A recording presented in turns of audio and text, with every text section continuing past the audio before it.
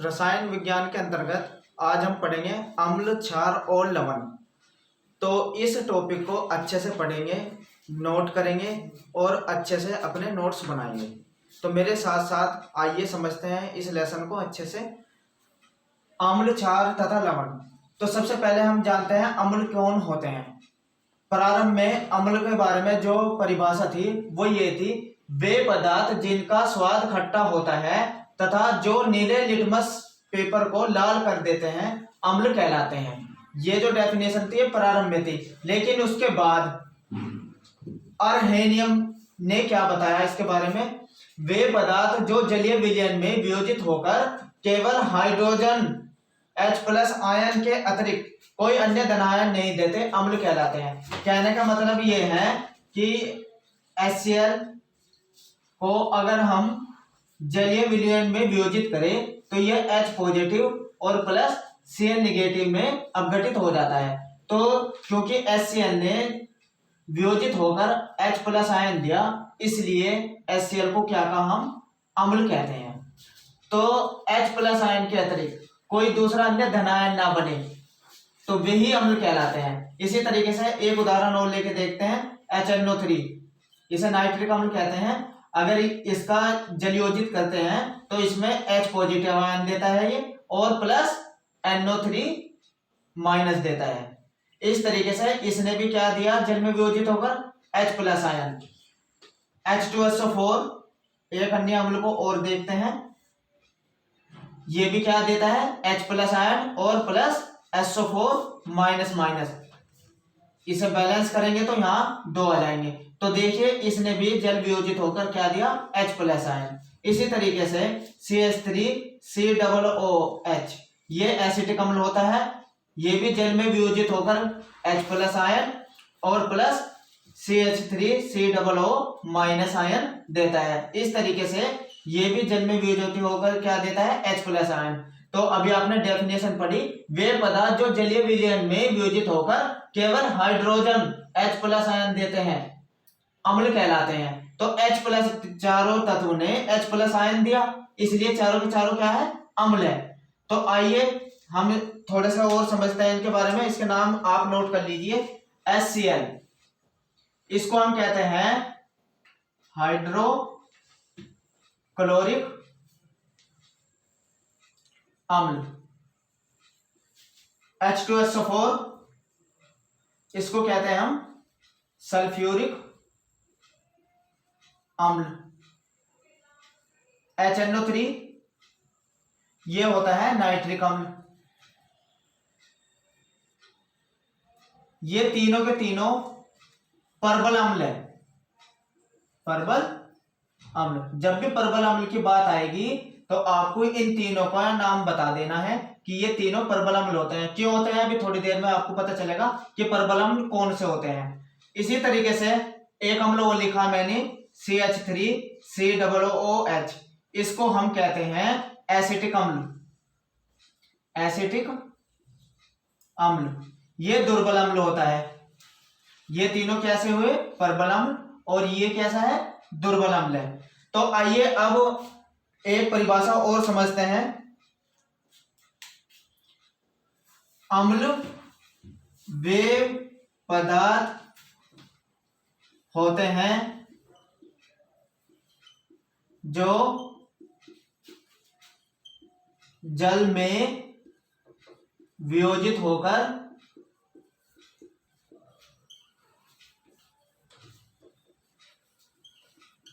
H3O+ hydronium ion देते हैं। देखिए एक डेफिनेशन और है अम्ल की।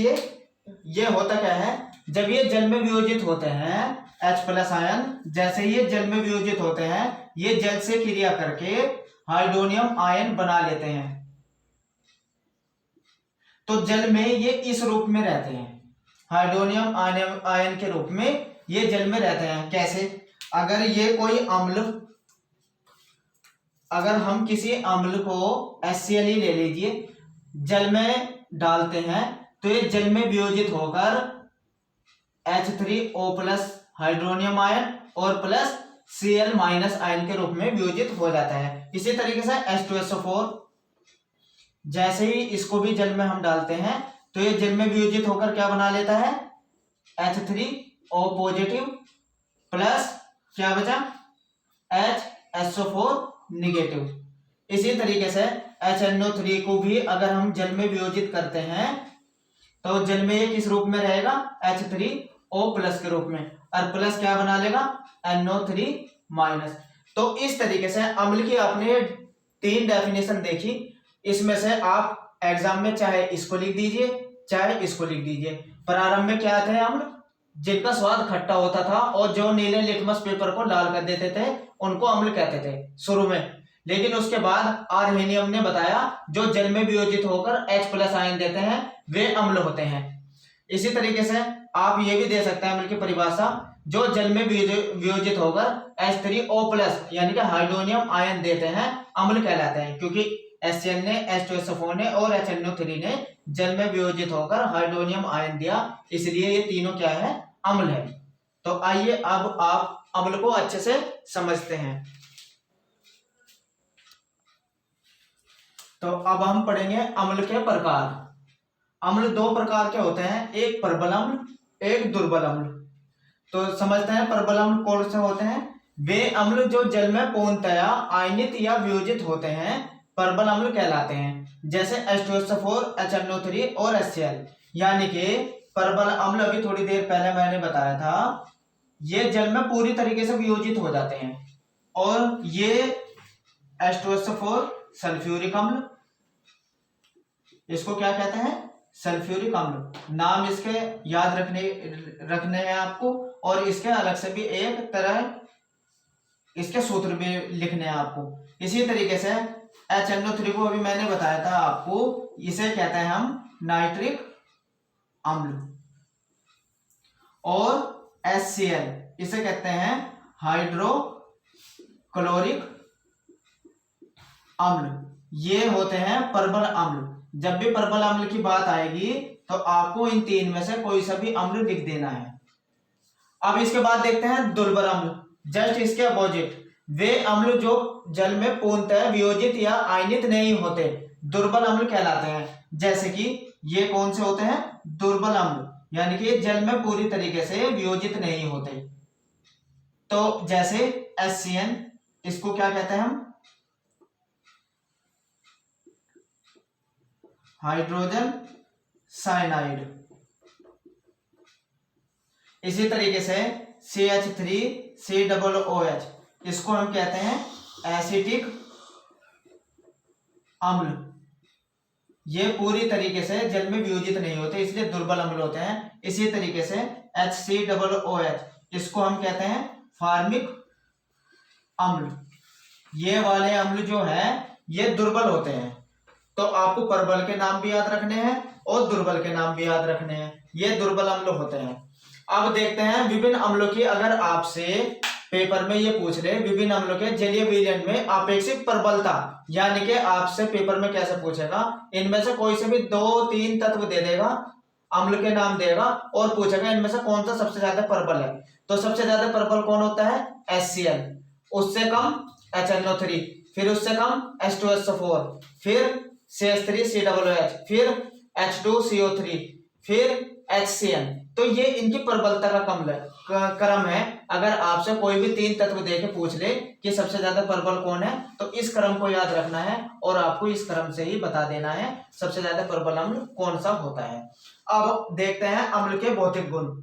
अम्ल स्वाद में खट्टे होते हैं, पहली बात, अम्ल का स्वाद कैसा होता है, खट्टा होता है। दूसरी, अम्ल नीले लिटमस पेपर को लाल कर देते हैं। जैसे ही आप लिटमस पेपर में अम्ल की कोई बूंद डालेंगे तो उसका रंग जो है नीले से लाल हो जाएगा। इसी तरीके से अम्ल क्षारकों को उदासीन कर देते हैं। ये अभिक्रिया मैं अभी आपको बना के दिखाऊंगा कि अम्ल और क्षारक की क्रिया कराएंगे तो कैसा हो जाएगा, विलयन उदासीन हो जाता है और ये जल में विलय होते हैं। तो ये हो गया अम्ल के भौतिक गुण। आइए अब हम पढ़ेंगे अम्ल के रासायनिक गुण।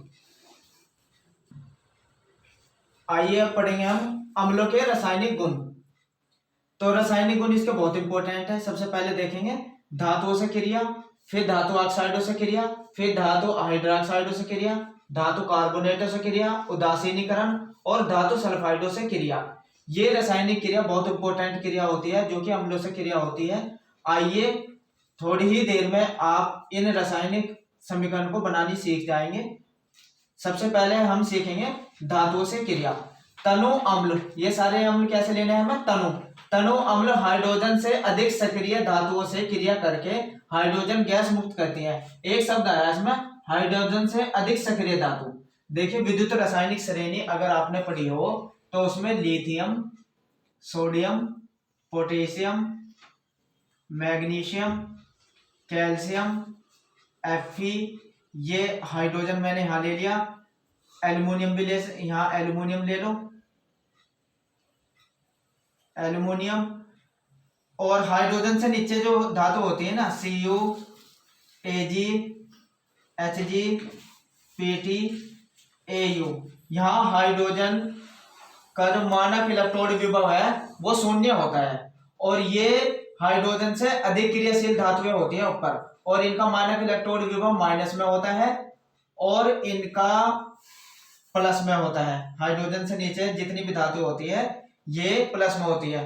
कहने का मतलब ये है कि अगर ये कोई धातु अम्लों से क्रिया करती है तो ये हाइड्रोजन गैस नहीं निकालेगी, लेकिन ये जितनी भी हाइड्रोजन से ऊपर धातुएं हैं ये सारी अम्लों में से हाइड्रोजन को निकाल देगी।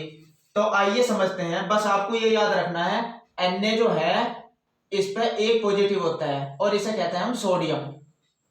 आपको ये याद रखना है कि इस पे कितना धनायन चार्ज होता है। पोटेशियम पे भी एक धनायन होता है और इसे कहते हैं हम पोटेशियम।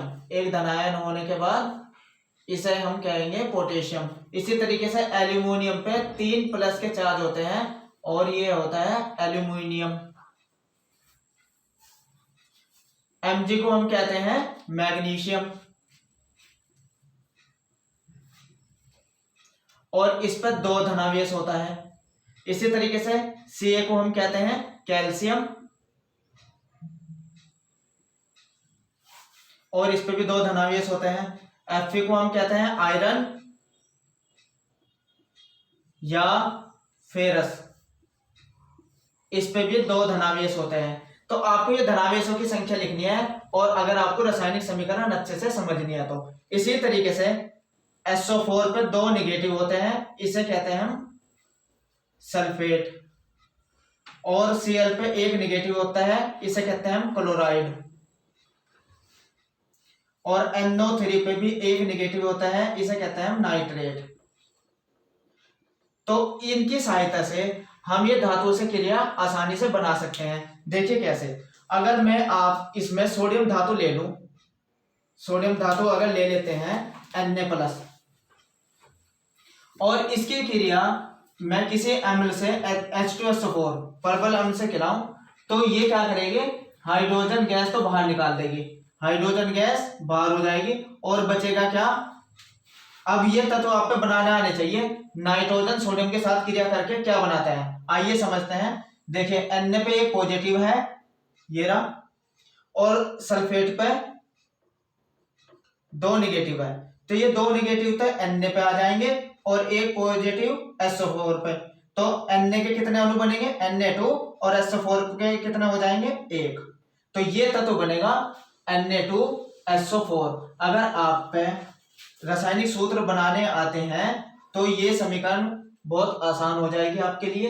अगर आप पे रासायनिक सूत्र नहीं बनाने आते हैं तो कोई बात नहीं, मैंने एक वीडियो डाली हुई है रासायनिक सूत्र बनाने की, उसको जाके आप देख लीजिए ये सूत्र कैसे बनते हैं। फिर भी मैं आपको इस वीडियो के माध्यम से आपको समीकरण हल करनी बताऊंगा, सूत्र कैसे बनेंगे। तो आइए देखते, ये होगी Na की H2SO4 से। इसी तरीके से अगर मैं Na की क्रिया HCl आपके हाइड्रोक्लोरिक अम्ल से करा दूं तो आप देखिए हाइड्रोजन गैस तो निकलनी है। देखिए पहले ही बताया हुआ है कि हाइड्रोजन से अधिक सक्रिय धातुओं से क्रिया करके हाइड्रोजन गैस मुक्त करती है, हाइड्रोजन गैस मुक्त, तो हाइड्रोजन तो निकलनी है। फिर NaCl से क्रिया करेगा। देखिए Na पे 1 पॉजिटिव, Cl पे 1 नेगेटिव, दोनों पे सेम चार्ज है तो कैंसिल हो जाएंगे, तो मिलके क्या बना लेगा? NaCl। लेकिन यहाँ हाइड्रोजन के 2 हैं, तो इसलिए इसे बैलेंस करने के लिए 2 आपको यहाँ लगाने पड़ेंगे। जैसे ही आपने 2 यहाँ लगाए तो Cl के भी 2 हो गए, इसलिए 2 यहाँ लगाने पड़ेंगे। सोडियम के भी 2 हो गए और ये समीकरण बनेगी। तो आप देख रहे हैं सोडियम की क्रिया अगर किसी भी अम्ल से कराई जाए तो हाइड्रोजन गैस निकलती है। इसी तरीके से और उदाहरण के द्वारा देखेंगे, हम Mg को भी लेकर कर सकते हैं। Mg की क्रिया अगर H2SO4 से करा दी जाए सल्फ्यूरिक अम्ल से, तो देखिए क्या बनेगा, हाइड्रोजन गैस तो निकलेगी है, हाइड्रोजन गैस तो निकलनी है, बचा क्या, MgSO4। तो अब आप देखिए, आप यहां देखिए Mg क्या बनेगा, Mg पे 2 धनायन और SO4 पे 2 ऋणावेश होते हैं। यहां देख लीजिए ये रे, तो ये 2 ऋणायन इससे कैंसिल हो जाएंगे, तो क्या बनेगा, MgSO4। तो ये बन जाएगा, ये संतुलित है। इसी तरीके से Mg की क्रिया हम किसी भी अम्ल से HCl, मैंने आपको बताया HCl या H2SO4 या HNO3, इसमें से कोई भी अम्ल अगर हाइड्रोजन से ऊपर वाली जितनी भी धातुएं हैं क्रिया करेंगे तो हाइड्रोजन गैस निकलेगी। देखिए इसमें भी हाइड्रोजन गैस निकाल दीजिए और MgCl से क्रिया करके MgCl2 बना लेगा। ऐसे ही बना के देख लीजिए सूत्र क्या बनेगा, और इसे संतुलित करेंगे तो 2 यहां आ जाएंगे, हो गई संतुलित। तो इस तरीके से किसी भी तत्व की क्रिया आप अम्ल से करा सकते हैं। इन समीकरण को नोट कर लीजिए और अभी फिर देखिए, अब मैं आपको दिखाता हूं Fe से क्रिया करा के।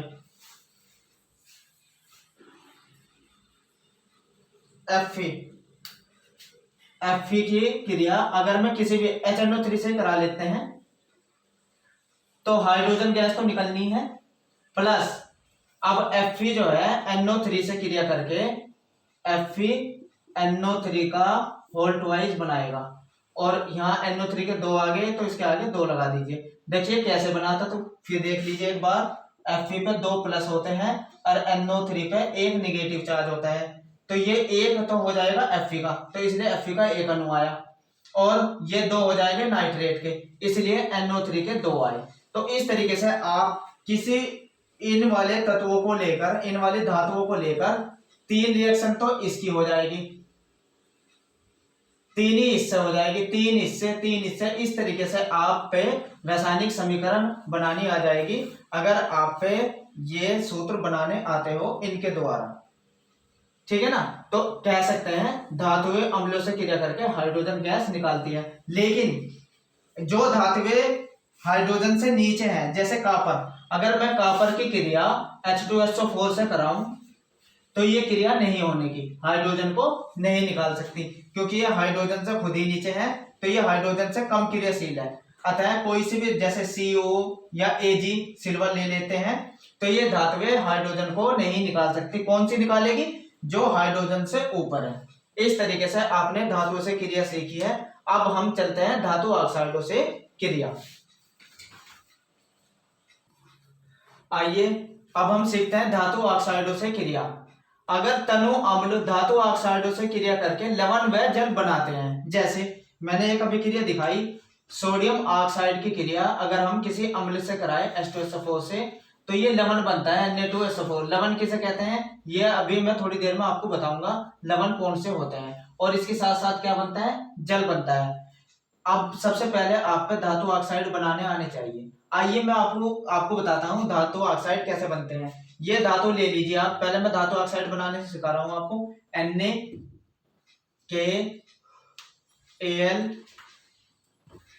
MgCa और Fe। इसके अगर हम किसी ऑक्साइड से क्रिया कराए, ऑक्साइड यानी कि O पे 2 माइनस होते हैं, O पे कितने ऋणावेश होते हैं, 2, तो सबको O इसके साथ लिख लीजिए, O को इन तत्वों के साथ लिख लीजिए।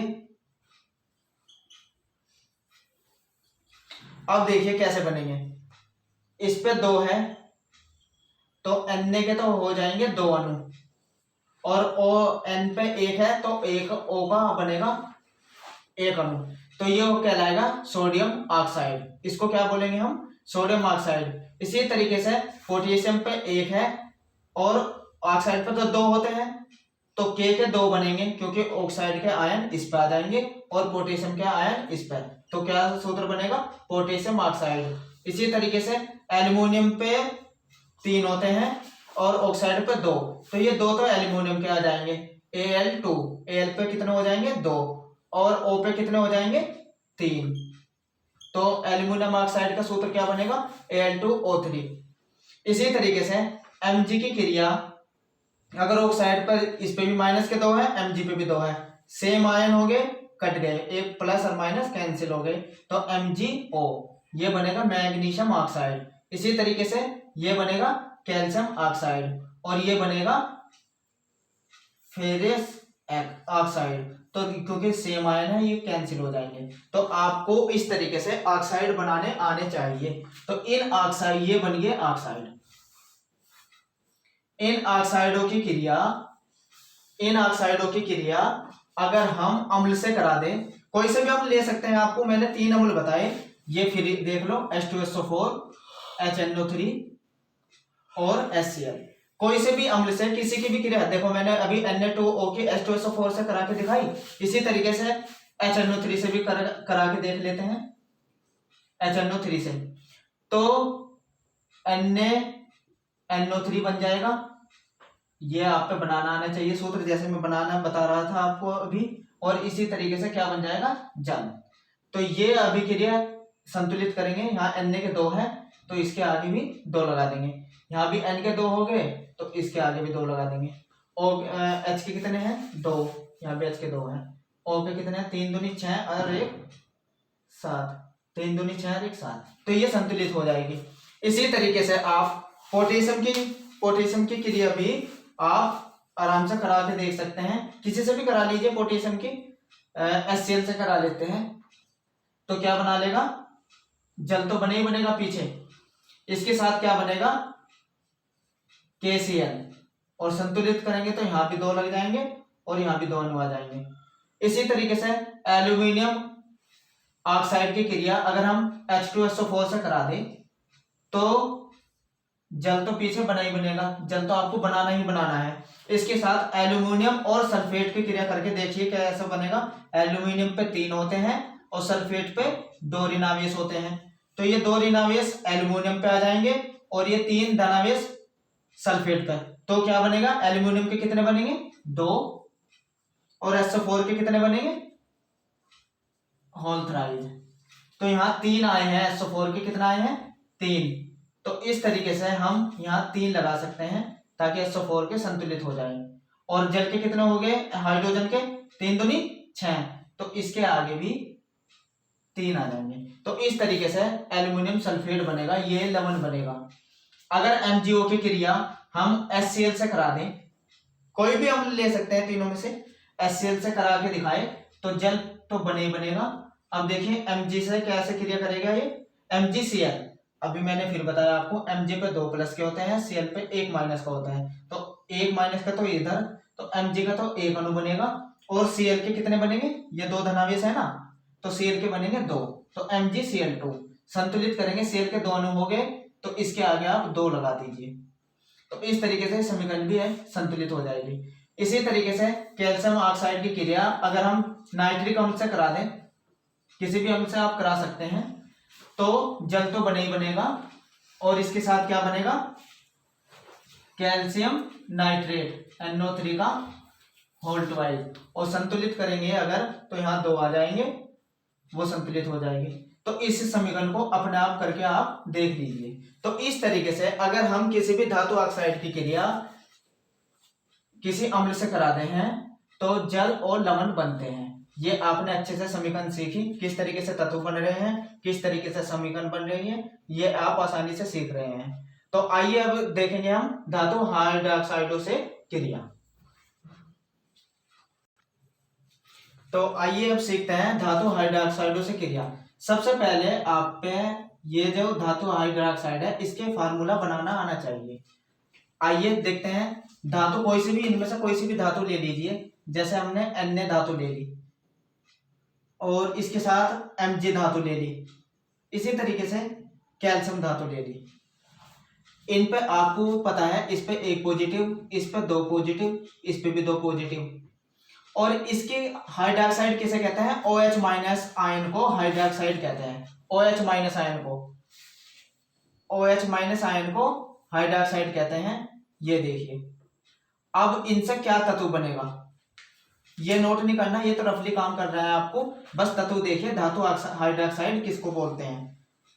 तो इस तरीके से आप देखिए क्या बनेगा, ये एक आयन Na पे आ जाएगा, तो Na का तो एक अणु बनेगा। इसी तरीके से ये भी एक इस पे आ जाएगा, OH का भी एक ही बनेगा। इसे हम कहेंगे सोडियम हाइड्रोक्साइड। क्या नाम हुआ इसका? Sodium hydroxide. इसी तरीके से Mg के दो अणु तो चले जाएंगे OH पे, और OH का एक आयन आएगा Mg पे, तो Mg का तो बनेगा एक अणु, और OH के कितने बनेंगे? दो अणु। तो ये बना मैग्नीशियम हाइड्रोक्साइड। OH को क्या कहते हैं? हाइड्रोक्साइड। इसी तरीके से ये भी ऐसे करेंगे, और ये बनेगा कैल्शियम हाइड्रोक्साइड। अगर इन हाइड्रोक्साइडों की क्रिया मैं किसी भी तनु अम्ल से करा दूं, तनु अम्ल से चलो करा देते हैं, इसकी क्रिया मैं H2SO4 से करा दूं, इसकी क्रिया HCl से, कोई सा भी अम्ल ले सकते हैं, इसकी क्रिया HNO3 से, अलग अलग ले लिया मैंने, और देखिए क्या बनेगा। आइए समझते हैं क्या बनता है इससे। अब देखिए क्या बनेगा, तो जल तो पीछे बनना ही बनता है, जल तो बनना ही है, और NaSO4 से क्रिया करके अभी मैंने आपको बताया है Na2SO4 बनेगा, और इसे संतुलित करेंगे। Na के दो है तो यहाँ दो लगा देंगे, और इस तरीके से H के चार हो गए तो यहाँ दो यहाँ लगा देंगे, तो इस तरीके से समीकरण संतुलित हो जाएगी। आप ये देखिए Mg भी Cl से क्रिया, जल तो पीछे बनना ही बनना है, और MgCl से क्रिया करके क्या बना लेगा? MgCl2। यहाँ दो आएंगे, जैसे कि मैं अभी आपको तत्व बनाने सिखा रहा था, इसी तरीके से MgCl2 बनेगा, और यहाँ क्या बनेगा? CaNO3 का होल ट्वाइस और प्लस जल। इसको संतुलित देखिए, दो आए ना NO के, तो यहाँ भी दो लगा दीजिए, यहाँ भी Cl के दो थे तो यहाँ भी दो लग जाएंगे। इस तरीके से ये बनेगा मैग्नीशियम क्लोराइड, ये बनेगा कैल्शियम नाइट्रेट, और ये बनेगा सोडियम सल्फेट। तो ये धातु हाइड्रोक्साइडों से भी जो भी अम्ल क्रिया करेगा वो जल तथा लवण बनाएगा, और ये तत्व आप पे लिखने अगर आते हैं तो आप पे समीकरण अच्छे से बन जाएगी। अगर ये तत्व आप पे नहीं लिखने आ रहे हैं तो आप रासायनिक सूत्र बनाने वाली वीडियो मेरी देख लीजिए, उसमें अच्छे से बताया है कि ये कैसे बन रहे हैं। अब हम सीखेंगे धातु कार्बोनेटों से क्रिया। तो आइए अब सीखते हैं धातु कार्बोनेटों के साथ क्रिया।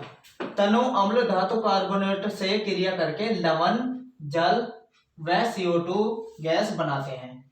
आपको पता होना चाहिए कार्बोनेट कौन से होते हैं। पहले तो आपका धातु कार्बोनेट का फार्मूला बनाना आना चाहिए। आइए देखते हैं। हमने यहाँ सोडियम धातु ले ली, कैल्शियम ले लीजिए, मैग्नीशियम ले लीजिए, चाहे जिंक ले लीजिए, है ना। इसी तरीके से चाहे Cu ले लीजिए। तो ये धातुएं होती है इन पे, लेकिन आपको इन पे धनायन पता होना चाहिए। इस पे एक धनायन होते हैं, इस पे दो धनायन, इस पे भी दो धनायन, ये भी दो धनायन होते हैं, और ये भी दो धनायन होते हैं। और कार्बोनेट को हम कहते हैं CO3। कार्बोनेट को हम क्या बोलते हैं? CO3। इस पर दो ऋणावेश होते हैं, CO3 दो ऋणावेश, यानी कि कार्बोनेट को हम कहते हैं CO3। ये होते हैं। अब देखिए, अगर ये दो ऋणावेश, दो माइनस के तो Na पे आ जाएंगे, और एक पॉजिटिव CO3 पे, तो Na के कितने अणु बनेंगे? दो, और CO3 के कितने बनेंगे? एक। इसी तरीके से ये दो ऋणावेश और ये दो धनावेश कैंसिल हो गए, दोनों आपस में क्रिया करके क्या बना लेंगे? CaCO3। इसे कहेंगे कैल्शियम कार्बोनेट। ये भी दो सेम आयन है, ये भी कैंसिल हो जाएंगे, ये क्या बन जाएगा? MgCO3। इसी तरीके से ये भी सेम धनायन ऋणायन है, कैंसिल हो जाएंगे, क्या बन जाएगा? Zinc carbonate, ZnCO3। इसी तरीके से ये भी कैल्शियम CuCO3। इस तरीके से ये जो बने ये धातु कार्बोनेट है। ये क्या बने हैं? धातु कार्बोनेट। इसकी क्रिया, धातु कार्बोनेटों की क्रिया अब हम अम्ल से करके देखते हैं। मैंने अभी आपको तीन अम्ल बता रखे प्रबल। उन तीन में से आप किसी के साथ कोई सा भी अम्ल ले सकते हैं। ये तीनों अम्ल के साथ क्रिया कर जाएगा। ये भी 3 अम्ल के साथ, ये भी 3 अम्ल के, ये भी 3, तो 3 अम्लों के साथ ये क्रिया कर जाएंगे। जैसे कि अगर मैं इसके साथ H2SO4 की क्रिया कराऊं, सल्फ्यूरिक अम्ल की क्रिया कराऊं, तो क्या बनेगा? देखो, जल तो बनना ही बनना है। जल बना दीजिए H2O। कार्बन डाइऑक्साइड गैस भी निकलनी है, ये निकल गई। अब जो बचेगा वो लवण है, यानी कि NaSO4 से क्रिया करके वो क्या बना लेगा? Na2SO4। ये लवण कैसे बना है ये मैंने अभी थोड़ी देर पहले आपको बताया है। अब इसको संतुलित करेंगे। Na के 2 है, H के भी 2 है, 2, तो ये संतुलित समीकरण है। पूरे के पूरे तत्व संतुलित है। इसी तरीके से अगर हम क्या इसे HCl से क्रिया करा दें, अगर हम कोई सा भी हम ले सकते हैं, हाइड्रोक्लोरिक अम्ल के साथ करा देते हैं, तो देखिए जल तो बनना ही बनना है, प्लस इसके साथ कार्बन डाइऑक्साइड गैस भी बनती है, और अब क्या बनना है? लवण, यानी कैल्शियम Cl से क्रिया करके क्या बना लेगा? CaCl2। ये कैसे बन रहे हैं आपको थोड़ी देर पहले मैंने आपको समझा दिया था। और संतुलित करेंगे तो 2 लगाएंगे तो ये संतुलित हो जाएगी। इसी तरीके से हम अगर इसकी क्रिया HNO3 से कराएं, नाइट्रिक अम्ल से, तो देखिए क्या बनेगा? जल तो बनना ही बनना है पीछे, और प्लस CO2 बनना है, और यहाँ क्या बनेगा? MgNO3 का होल ट्वाइस। अब इसको अगर हम संतुलित करके देखें तो NO3 के होल 2 यहाँ आ जाएंगे। तो इस तरीके से ये समीकरण बन जाएगी। आप इसी तरीके से इन दोनों से अपने आप करके देख लीजिए। इसी तरीके से आप भी बनाने की प्रैक्टिस कीजिए। 1-2 उदाहरण दे दीजिए किसी की भी धातु कार्बोनेट के साथ, तो आप पे आनी चाहिए, बस करने का तरीका आना चाहिए। तो समीकरण वो किसी से भी पूछे, आप पे आराम से आसानी से बना सकते हैं। इसके साथ हम देखेंगे अब उदासीनीकरण अभिक्रिया।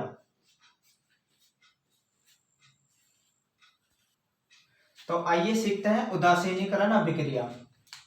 अम्ल और अक्षार से क्रिया करके लवण व जल, अम्ल तो आपको पता ही चल गया, HCl, HNO3 और H2SO4, ये अम्ल है।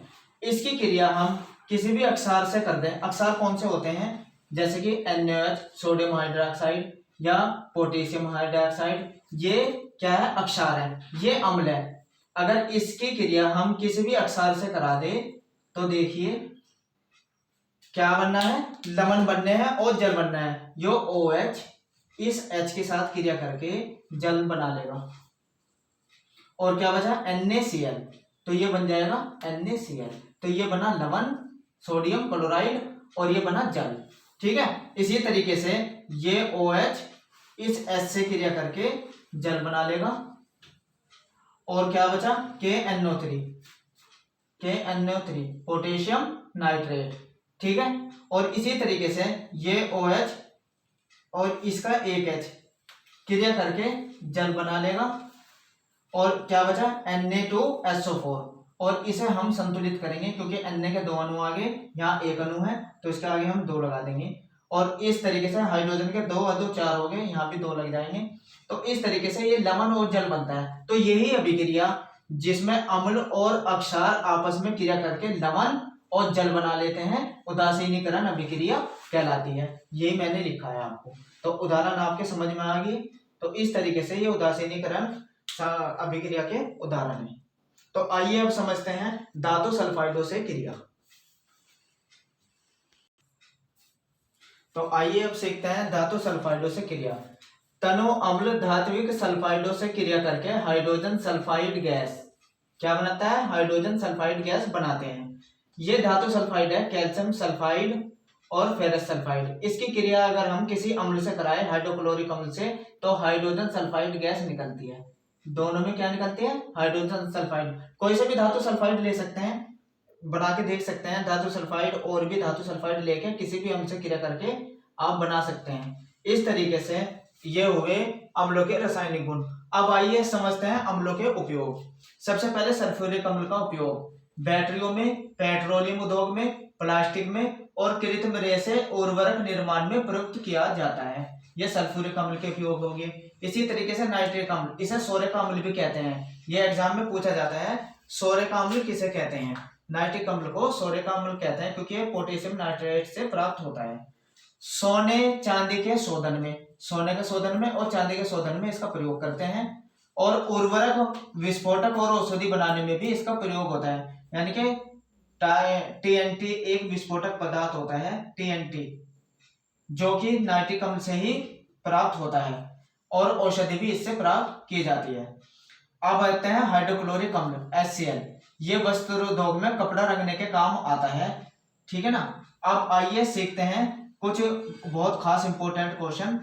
जैसे प्राकृतिक स्रोत, जैसे हमें नींबू है, नींबू में कौन सा अम्ल होता है? सिट्रिक अम्ल। कभी कभी अति लघु में आपसे ये क्वेश्चन भी पूछे जाएंगे या बहुविकल्प क्वेश्चन में कि नींबू में कौन सा अम्ल पाया जाता है? सिट्रिक अम्ल। सिरके में एसिटिक अम्ल, दही में लैक्टिक अम्ल, इमली में टार्टरिक अम्ल, संतरे में सिट्रिक अम्ल और टमाटर में ऑक्जेलिक अम्ल। तो आपने अम्ल के बारे में अच्छे से पढ़ा। अम्ल किसे कहते हैं, उसके भौतिक गुण आपने पढ़े, अम्ल के रासायनिक गुण आपने पढ़े, ये सारी क्रियाएं आपने अच्छे से सीखी। और इसके बाद आपने अम्लों के उपयोग पढ़े और अम्ल में कौन कौन से अम्ल उपस्थित, अम्ल कौन से प्राकृतिक स्रोत में उपस्थित कौन से अम्ल होते हैं, ये भी आपने सीखा। तो अम्ल से अगर कोई भी आपके क्वेश्चन पूछे जाएंगे तो आप उनको अच्छे से कर पाएंगे। बस इसकी आप प्रैक्टिस करके देखिए समीकरण की। और इसके बाद मेरी वीडियो में आप पढ़ेंगे ये अम्ल है। अब आएगी मेरे जो नेक्स्ट वीडियो रहेगी वो क्षारों के ऊपर आएगी। क्षार किसे कहते हैं, क्षार के रासायनिक गुण ये आदि।